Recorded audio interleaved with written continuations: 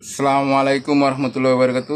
আমার এই ফকির শাহ কাকা লগে আমরা ছোটবেলাতে করে যে সময় বুঝার পর অনেক চলাফেরা করছি বা অনেক কথাবার্তি কইছি। তো ওনায় একটি উদ্দেশ্যে রওনা হইতেছে, তো সবাই দেশবাসীর কাছে দোয়া চায় এবং আমরাও দোয়া করি। ওনায় এরা তিন ভাই, সলিম মোল্লা, ইনিস মোল্লা, শহীদ মোল্লা, কিন্তু সবচেয়ে শিক্ষিত বেশি ওনায়। কিন্তু ওনার একটি ভুল বাসতের কারণে ওনায় এই লাইনটা সাইডে দিয়া খারাপ নেশা এসে বসছিল, কিন্তু আল্লাহ পাকে অনেক দাড়িটিও বড় রাখছে। আমার কাকা দাড়িটি অনেক সুন্দর হেদায়ত করছে। তো আজকে দেখতেছে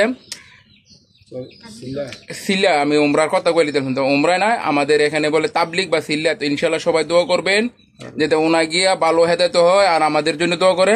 তো ওনার যে আশা যাইতেছে আশাটা যে পূর্ণ করে। 40 দিনে না 41 দিনে তুমি তো দর্শকের জন্য কিছু বলো, তো সবাই যে তোমার জন্য দোয়া করে। না, আমার জন্য দোয়া করেন, আল্লাহ তোমার ভালো রাখে আর শরীর স্বাস্থ্য ভালো রাখে। তো সবাই এই বলে দোয়া করবেন যাতে আল্লাহ পাকে উনার মতন আমরাও সবাই যেতে পারি। এই 5 ওয়াক্ত নামাজ পড়ার দরকার, এখন ওনা যাইতেছে। তো আল্লাহ যাতে ওনাকে ভালো রাখে। যেখানে মানে যাইবা কাকরাইল নাকি না বাঞ্চামন্ত্রী বন্ধ করা হবে, তো যে কোনো প্রান্তে থেকে তো ওনার জন্য দোয়া করবেন। আমাদের দেশ বিদেশের সবাই দোয়া করবেন যারা আছেন। ওনার এক সময় অনেক মানে আর্থিক অবস্থা দুর্বল আছে। তো এই বলে বিদায় নিলাম, আল্লাহ হাফেজ।